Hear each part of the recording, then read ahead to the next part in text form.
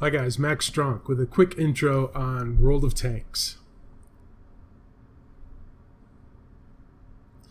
So I just finished all the Proving Grounds battles, which you should play very aggressively, try to get as many kills and get as much damage as possible. That's going to give you a bunch of credits and experience points that allow you to unlock all of the vehicles. So you should play every tank one time through, and then you'll have one more free battle that you can play your favorite tank. Usually it's like the T1 Cunningham, before you move on to the regular battles. And this is just some of the stuff that you'll see after you complete that.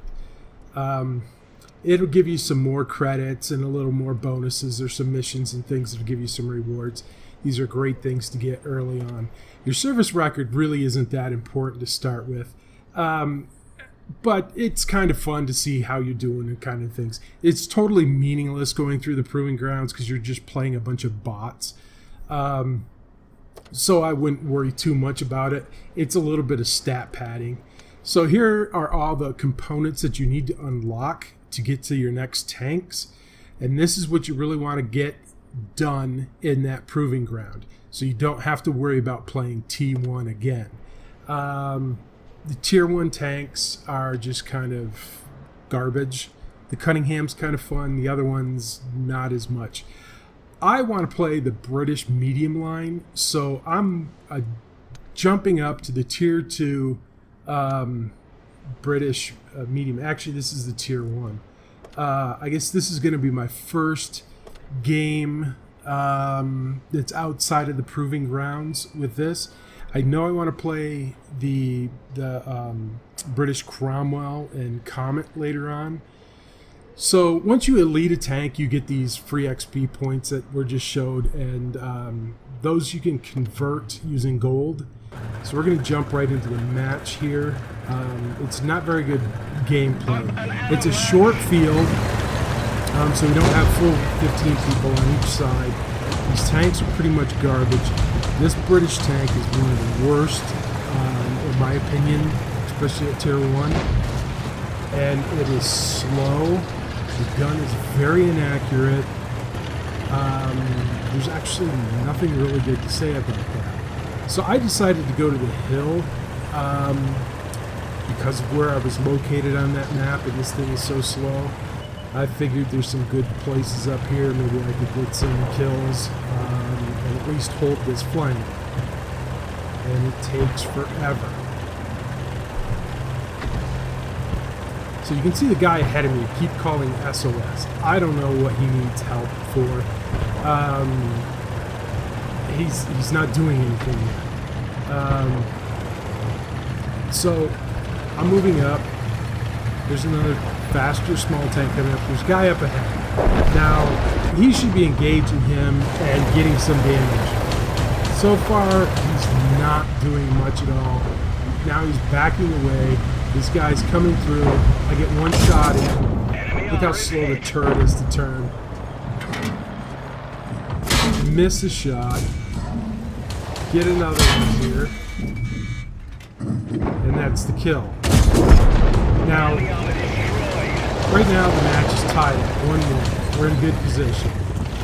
Now, these guys aren't very good drivers, turning this slow tank around, trying to get up this hill.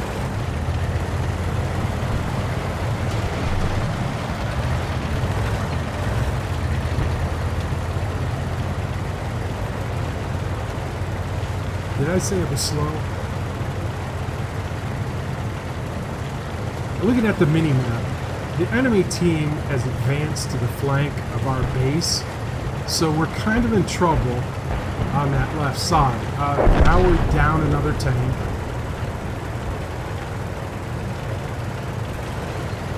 Now suddenly we're down 3 tanks, and they've captured our base, or are in the process of capturing it. I'm going to turn around. I can go downhill faster than I can go uphill, and things are looking very bad for us right now.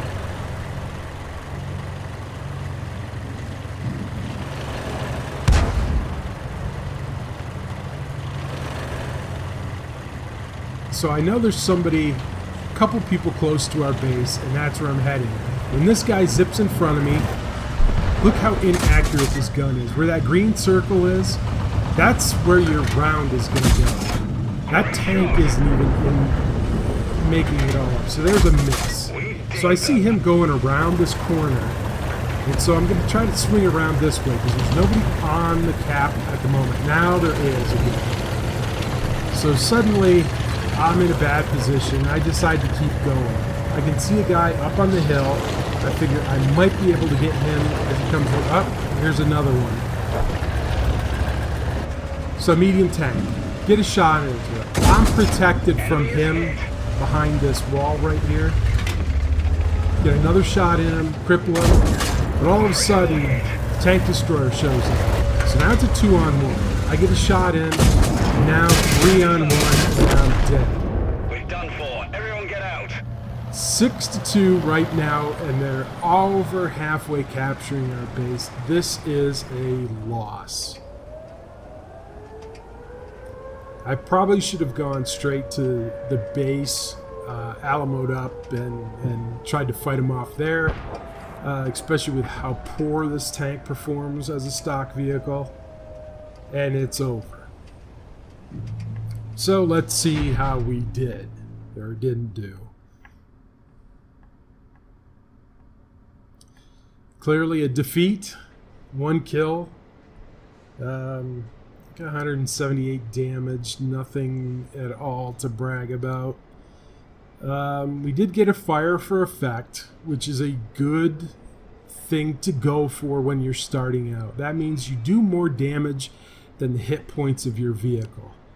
Now in the team score, you can see your teammates for the first time and the enemy teams. You don't see that in the bot. I generally sort by damage. Came out with top damage in it, which is not saying very much at all in this particular game. Medals will show up if you win something. This was something that the enemy team won. These are kind of nice to get. There's a bunch of different ones in the game that are fun.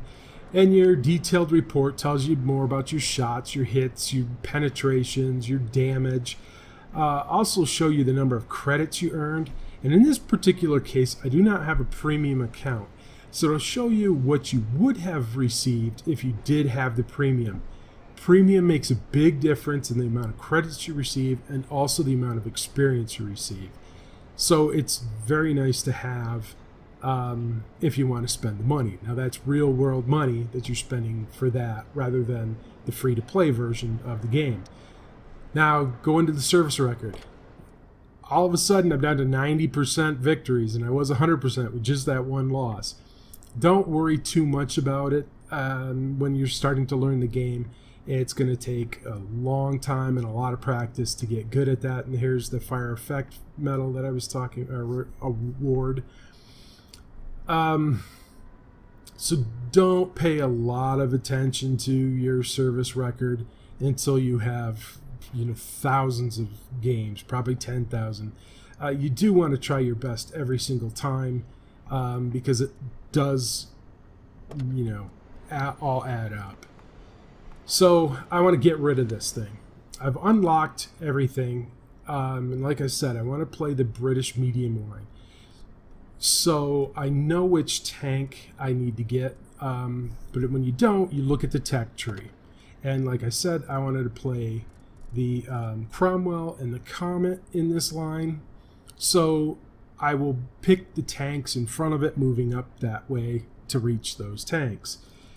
Now, the early tiers, tier 2, tier 3, are a lot of, really kind of poor tanks. Tier 4, it's hit and miss. Almost in every line you play, you get some good stuff and your bad stuff. So I bought the tank, and now I'm going to buy it without the crew. This is an important point to consider when you're switching tanks. Now, my initial crew gave me a discount on a free garage slot, which is nice to have because that costs 300 gold. When you first start out, you're giving a crew that is 100% trained, and they have a skill. Your light tanks, generally you want to do your first skill is camouflage, heavy tanks, repairs, medium tanks, probably repairs. So I'm going to sell this tank, Make sure to send my crew to the barracks because I want these guys, because they're 100% trained with a little bit of skill to start with. Sell it. Now my new tank, I'll select that doesn't have the crew, and I'll start adding the crew members that I just sent to the barracks. Now you can see their training level turns red, and it's because they're not trained for this specific tank, and they have to be retrained. So you go to the personnel file, training, current vehicle, and this gives you the options. Honestly, it's not worth paying gold for a tier 2. It's really not worth paying credits. I'm going for free at this time, simply because the tier 2 is pretty garbage and it doesn't take you that long to get through it. Tier 3, I would probably opt for the credits at that point. And you might want to keep a couple tier 3 tanks after they've been elited. Once in a while it's fun to play. And generally as you're starting out, it's better to play the lower tiers a little bit longer than racing up towards the top, because you'll just get destroyed. So you go through all of the people that you need to fill this crew out. In this particular tank, it requires 4. Different tanks are going to require different amount of crew. Some of them are 2, some of them are 5, and it varies. But you can see I've got the skills, and I didn't listen to my own advice, and I trained some different things than camouflage, which probably would have been the best choice starting out. But I know these skills will help me later. Now, because I didn't train them to 100%, those skills will not get any better. All my experience will go to training the crew a little higher. But I have some skill, so it does help a little bit to start with. And so that's where we're going, and that's how you kind of start out with your first tank. I don't worry much. This particular one, I can mount the gun right away. Another thing you need to check is what you can mount on your tank. Most of them do not have the suspension to handle heavier weight, so you have to do the tracks first.